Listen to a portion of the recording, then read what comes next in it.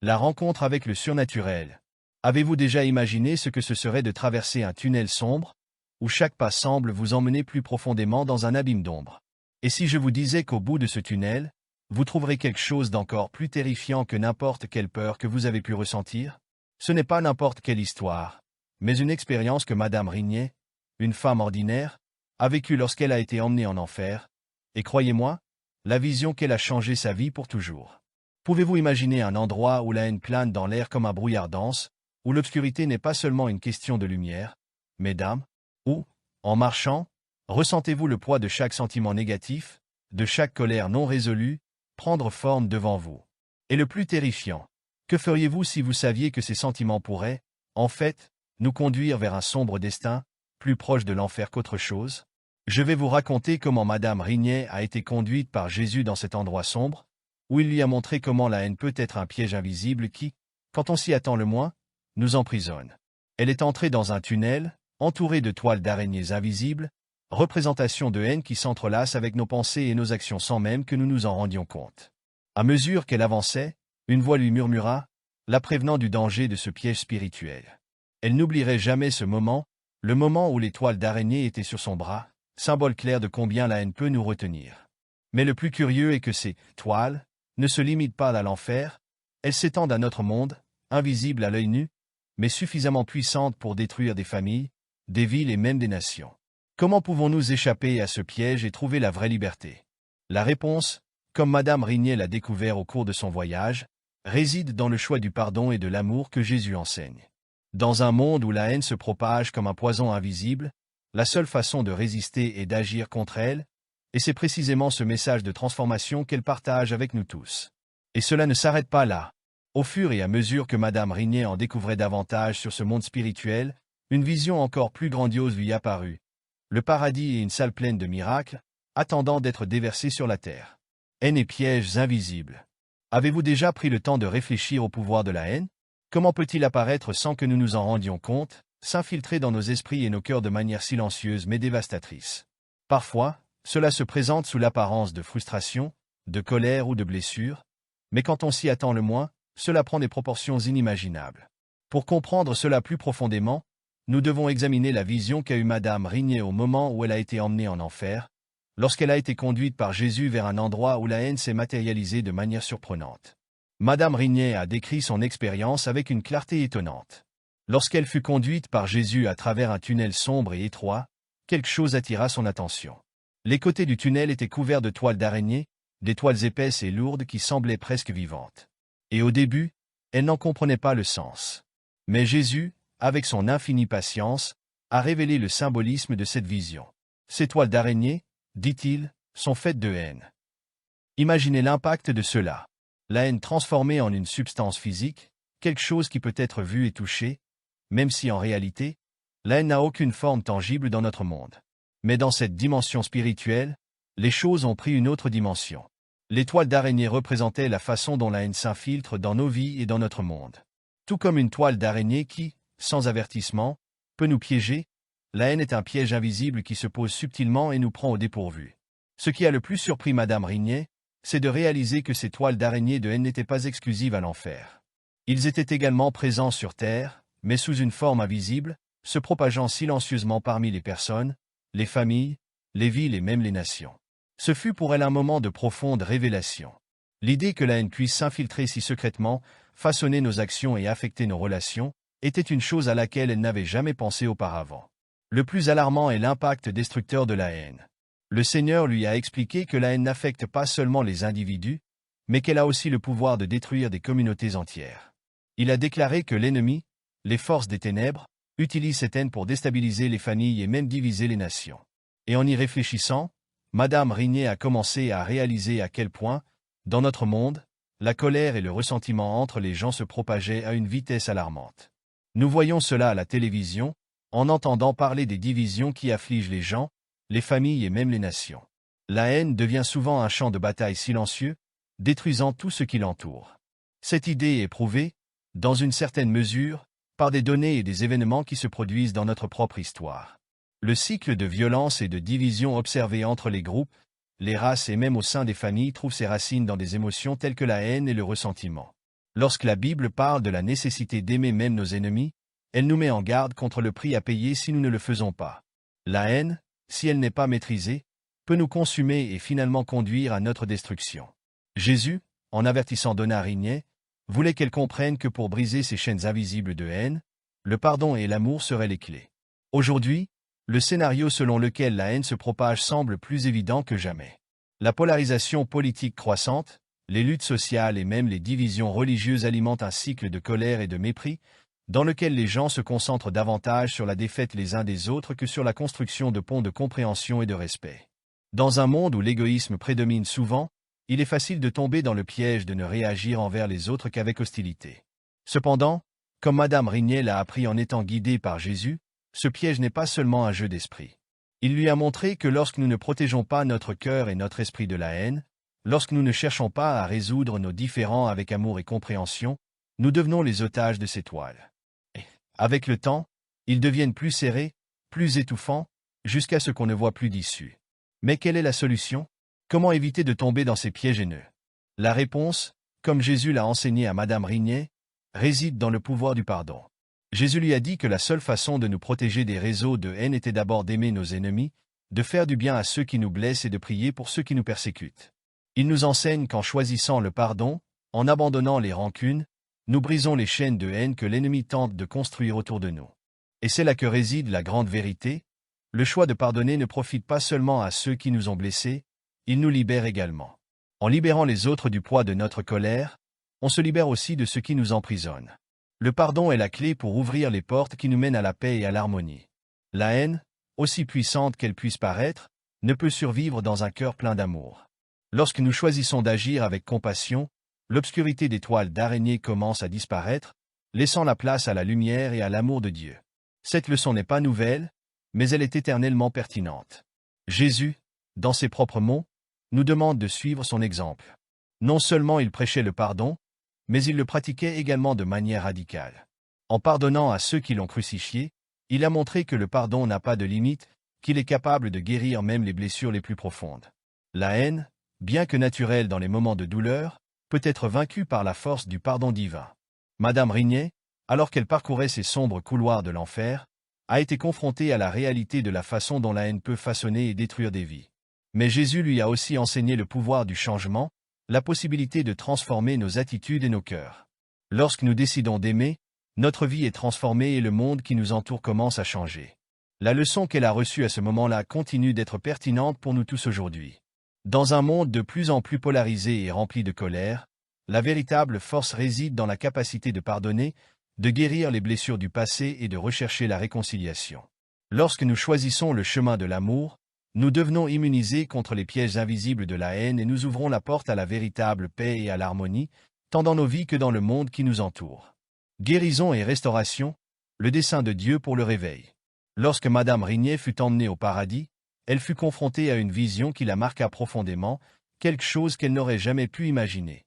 Le salle des miracles. Ce qui semblait n'être qu'un endroit ordinaire dans le ciel s'est avéré être un endroit où des miracles étaient préparés pour être envoyés sur terre.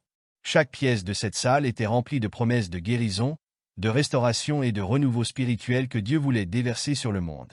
Mais pour vraiment comprendre l'impact de cette vision, il est nécessaire d'explorer le sens profond de guérison et restauration dont elle a été témoin à cet endroit. La guérison et la restauration spirituelle sont des concepts fréquemment mentionnés dans les Écritures et dans de nombreuses traditions spirituelles. Mais que signifie exactement être guéri spirituellement?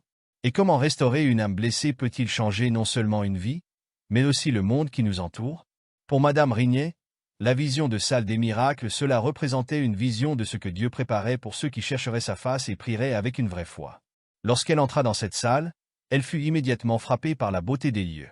Le sol doré brillait d'une douce lumière et les lustres en diamant au plafond reflétaient une lumière céleste qui remplissait chaque coin de la pièce. Mais ce qui a vraiment retenu son attention, ce sont les différentes chambres à l'intérieur du hall, chacun représentant différents aspects du renouveau spirituel que Dieu voulait déclencher sur terre. Chacune de ces pièces contenait miracles spécifiques que Dieu avait réservés à ceux qui étaient prêts à les recevoir, mais ces miracles n'étaient pas seulement pour le corps, ils étaient destinés à guérir les âmes, à réparer les cœurs brisés et à réconcilier les familles. Madame Rigney a commencé à réaliser qu'au centre de chacun de ces miracles, il y avait une chose en commun, le cœur. Le cœur est la clé de la véritable guérison, tant physique que spirituelle. Dieu, dans son amour et sa miséricorde, désire non seulement guérir nos corps, mais aussi restaurer nos cœurs, là où réside souvent la plus grande douleur. Lorsqu'elle a vu plusieurs lits vides dans l'une des chambres, elle a compris intuitivement qu'il ne s'agissait pas simplement d'une représentation de guérison physique. C'était le symbole de restauration complète, la guérison de toutes les blessures émotionnelles et spirituelles qui affligent les gens.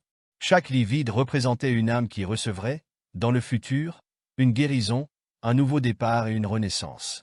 Les infirmières et les docteurs spirituels, qui étaient partout dans cette salle, symbolisaient le ange guérisseur qui travaillerait à restaurer la vie des gens, non seulement physiquement, mais de manière holistique, en prenant soin de l'esprit et des émotions. Cela s'alignait parfaitement avec le enseignement de Jésus, qui est venu non seulement pour guérir les maladies physiques, mais aussi pour restaurer la dignité et la paix intérieure des personnes. Guérir les blessures émotionnelles et spirituelles, le processus de guérison dont Madame Rignet a été témoin au paradis était aussi profond que surprenant. Dieu, dans son grand amour, veut nous guérir de toutes les blessures que la vie nous impose, mais cela va bien au-delà de la guérison des maladies physiques.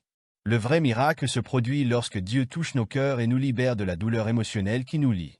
Ce que Madame Rignet a vu au paradis, c'est que souvent, la douleur spirituelle et émotionnelle, comme le rejet, la peur, la solitude et la culpabilité, peut être encore plus destructrice que la douleur physique. Lorsque les gens sont guéris de ces blessures intérieures, ils sont capables de vivre pleinement, avec paix et joie, quelles que soient les circonstances extérieures. Un aspect intéressant de la vision de Madame Rignet était le fait que le réveil, ce dont elle a été témoin, n'était pas quelque chose qui se produirait en un seul instant, mais quelque chose qui se révélerait progressivement au fil du temps, à mesure que les gens commenceraient à chercher Dieu sincèrement. Ce renouveau était un mouvement de guérison collective, où les familles seraient restaurées, les cœurs brisés seraient guéris et les divisions entre les gens seraient surmontées. Le remède, dans ce cas-ci, n'était pas individualisé. Il se propageait d'une personne à l'autre, rétablissant des communautés entières, apportant l'harmonie et la paix là où il y avait des conflits. La restauration des familles, l'un des points les plus touchants de la vision de Madame Rignet était la promesse de restauration familiale. Elle a été emmenée dans une pièce spécifique où elle a vu familles unies, assis à table, célébrant la vie ensemble en parfaite harmonie. Il n'y avait plus de friction, de rancune ou de division, juste de la joie et de la célébration. Ce qu'elle a vu était la réalité de la façon dont Dieu veut restaurer les familles, apportant l'unité et la paix à ceux qui sont souvent séparés par la haine, la blessure ou l'incompréhension. Cet aspect de la restauration a profondément touché Donna Rignet, car elle a compris que le réveil ne se limitait pas à guérir des personnes individuelles, mais à guérir des personnes. Rapport entre eux. En fait, la restauration des familles est un thème très important dans les Écritures. Dieu a toujours voulu que les familles soient le reflet de sa propre unité et de son amour. Lorsque les familles sont en désaccord, brisées par la haine ou la division, cela non seulement nuit aux individus, mais affaiblit la société dans son ensemble. Dieu veut guérir ces divisions et restaurer unité entre parents et enfants, mari et femme, frères et sœurs. Le réveil dont Madame Rignet a été témoin est une promesse que, grâce à la puissance de Dieu, les familles peuvent être transformées, l'unité peut être restaurée et l'amour peut prévaloir. Liberté spirituelle et guérison physique. En plus de la restauration émotionnelle et spirituelle, Madame Rignet a également été témoin de miracles physiques qui se produiraient lors du réveil.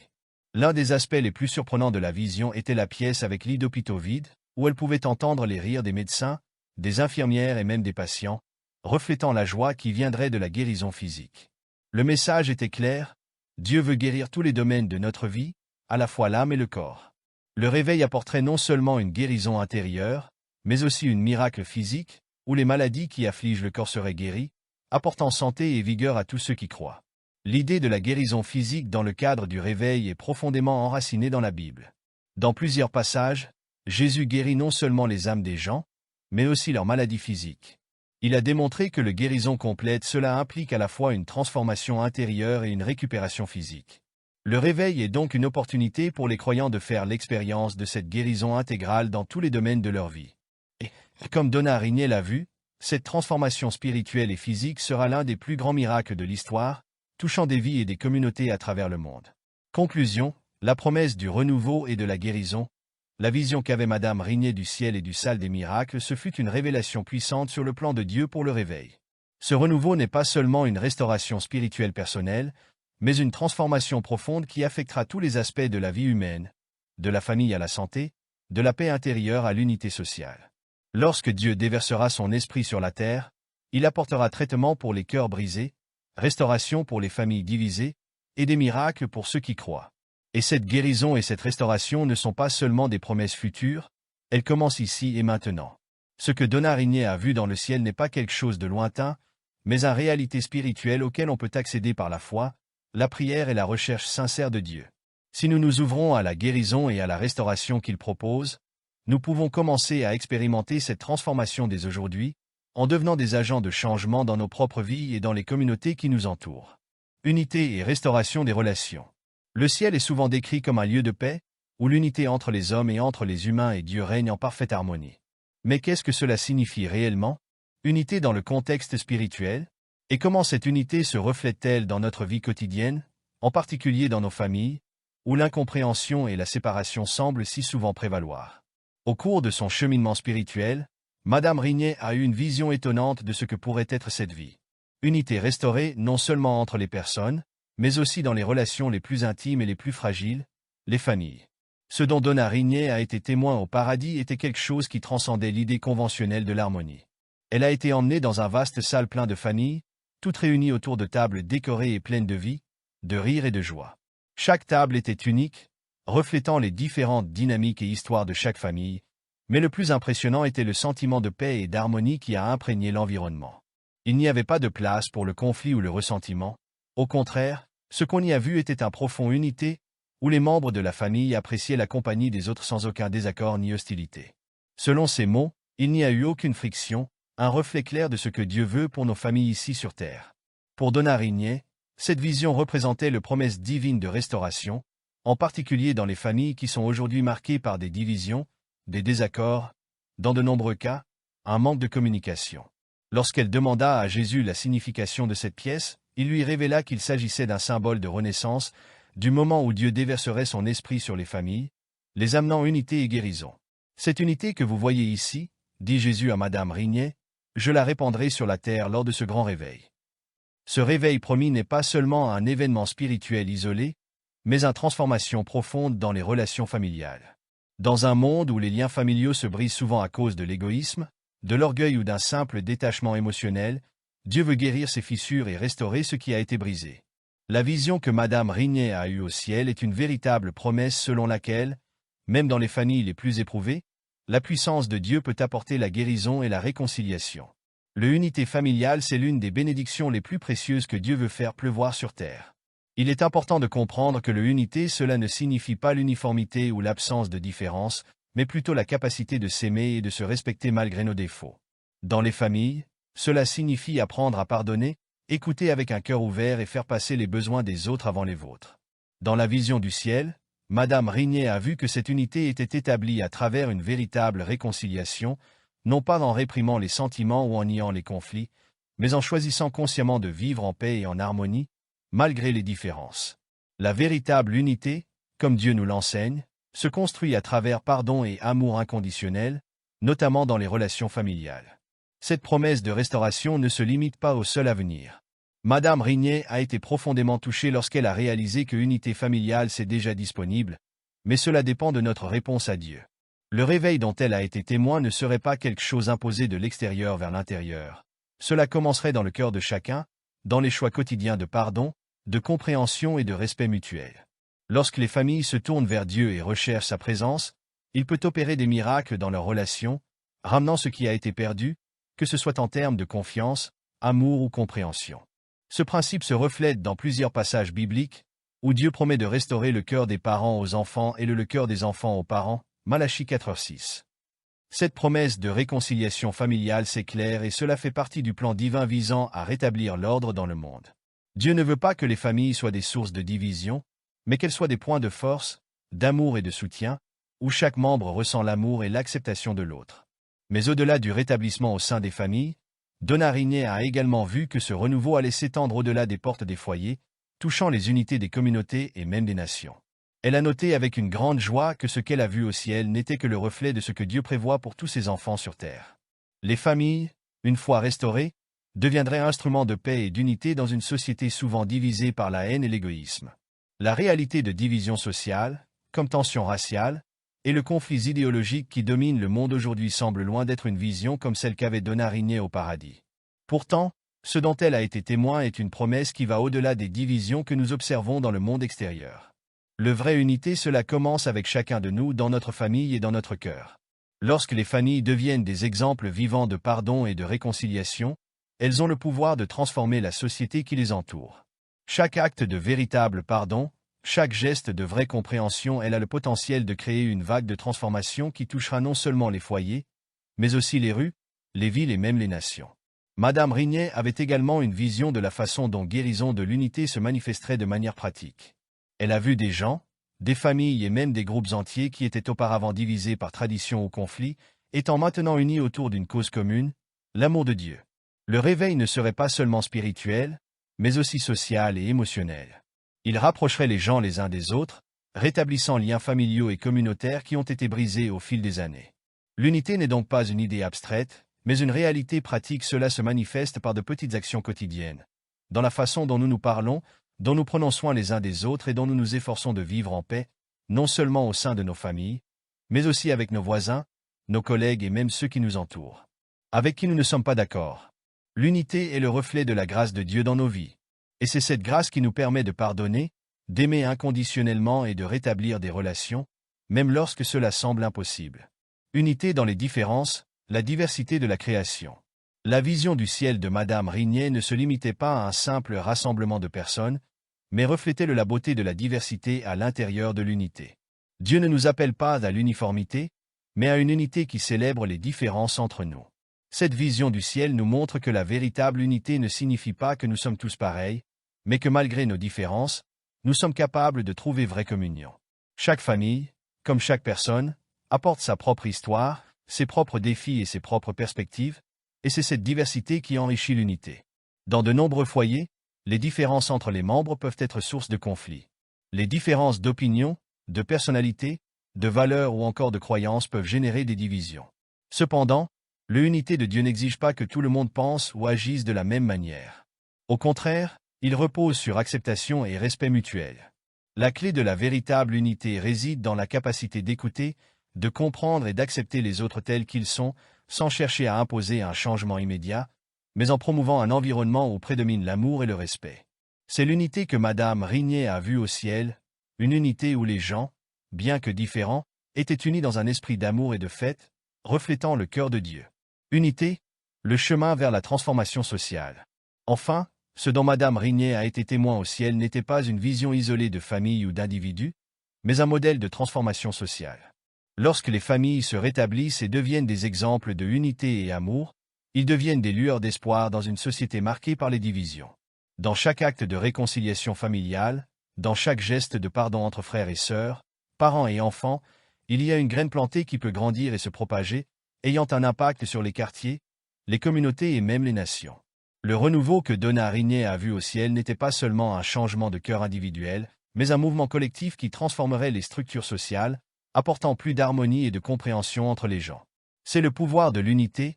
Non seulement elle guérit les relations personnelles, mais elle a aussi le pouvoir de transformer la société dans son ensemble. Lorsque les familles deviennent le reflet de l'unité divine, elles créent un impact positif sur les communautés qui les entourent, permettant à la société d'évoluer vers un lieu plus paisible et coopératif. En résumé, l'unité restaurée, ce dont Madame Rigney a été témoin au ciel, est un cadeau divin fait à la terre, et c'est une promesse que nous pouvons commencer à vivre dès maintenant. Lorsque nous recherchons Dieu et lui demandons son aide pour restaurer nos familles et nos relations, il est prêt à déverser sa grâce sur nous, nous permettant de vivre dans la vraie vie. Harmonie, quelles que soient nos différences. Cette unité n'est pas seulement une aspiration spirituelle, mais une transformation réelle et pratique qui peut guérir le monde qui nous entoure, en commençant dans nos foyers et en s'étendant à toutes les sphères de la vie. La promesse de restauration et d'unité. Ce que Madame Rigney a vécu, ce qu'elle a vu et entendu au cours de son voyage spirituel, n'est pas seulement une histoire lointaine ou un témoignage de quelque chose qui se produira dans le futur. C'est une vérité vivante. Cela peut transformer nos vies aujourd'hui si nous sommes prêts à accepter la guérison et l'unité que Dieu offre. Sa vision du ciel n'est pas un événement unique, mais une promesse qui s'étend jusqu'à nous, une promesse de restauration, traitement et unité. Cela peut toucher tous les domaines de notre vie en commençant par nos familles et en s'étendant au-delà, affectant la société qui nous entoure. Trop souvent, nous regardons le monde et voyons la division, la haine et la douleur. Il est parfois difficile de croire qu'une véritable paix soit possible. Mais, comme l'a rappelé Donald Rignet, le chemin vers cette transformation commence par quelque chose de simple. Choisir Amar, de pardonner et de recherche de la paix, même dans les situations les plus difficiles. Lorsque nous, en tant qu'individus et en tant que famille, décidons de suivre les étapes du pardon et de la réconciliation, nous ouvrons les portes pour que la guérison de Dieu afflue dans nos vies, tout comme il l'a promis au ciel. Le ciel nous offre plus qu'une vision idéalisée, il nous propose une direction claire sur la façon dont nous pouvons vivre ici et maintenant. L'unité, qui semble souvent lointaine et inaccessible, n'est pas une utopie. Cela commence dans nos cœurs. Chaque acte de pardon, chaque moment de réconciliation est un pas vers cette unité dans notre monde. La véritable transformation n'est pas quelque chose que nous espérons dans le futur, mais quelque chose que nous pouvons expérimenter dans notre vie quotidienne si nous choisissons de vivre selon les enseignements d'amour et d'harmonie révélés par Jésus. La restauration des familles, la guérison des blessures émotionnelles et spirituelles et la véritable unité, ce sont plus que de simples concepts spirituels. Ce sont des réalités que Dieu veut manifester dans nos vies dès maintenant. Ce que Madame Rignet a vu dans le ciel n'est pas une possibilité lointaine, mais une réalité accessible, lorsque nous atteignons avec foi la puissance transformatrice de Dieu. Maintenant, demandez-vous, que pouvez-vous faire aujourd'hui pour commencer à restaurer l'unité dans votre propre vie? Où pouvez-vous appliquer le pouvoir du pardon, de la guérison et de l'amour inconditionnel dans vos relations, qu'elles soient familiales, amicales ou même avec des inconnus? Comment peux-tu le devenir agent de restauration, apportant la lumière et la paix là où règne l'obscurité et les conflits? Le message de réveil, de restauration et d'unité nous appelle à agir maintenant, de ne pas attendre un avenir lointain. Dieu nous invite à expérimenter la transformation ici et maintenant, en commençant dans notre cœur et en se propageant à ceux qui nous entourent. Il nous a déjà donné les outils de l'amour, le pardon, la prière et la foi pour commencer ce voyage de guérison et de restauration, apportant la vraie paix qu'il a promise. Puisse, tout comme Madame Rignet a été touchée et transformée, permettre à ce message d'espoir, de guérison et d'unité de transformer votre cœur et votre vie. Et que, grâce à cette transformation, vous devenez un reflet de la lumière divine, diffusant amour et réconciliation où que vous alliez. La restauration est à notre portée. L'unité est possible. La guérison est réelle. Et tout commence lorsque nous décidons, aujourd'hui, de vivre selon le plan de Dieu pour notre vie et pour notre famille.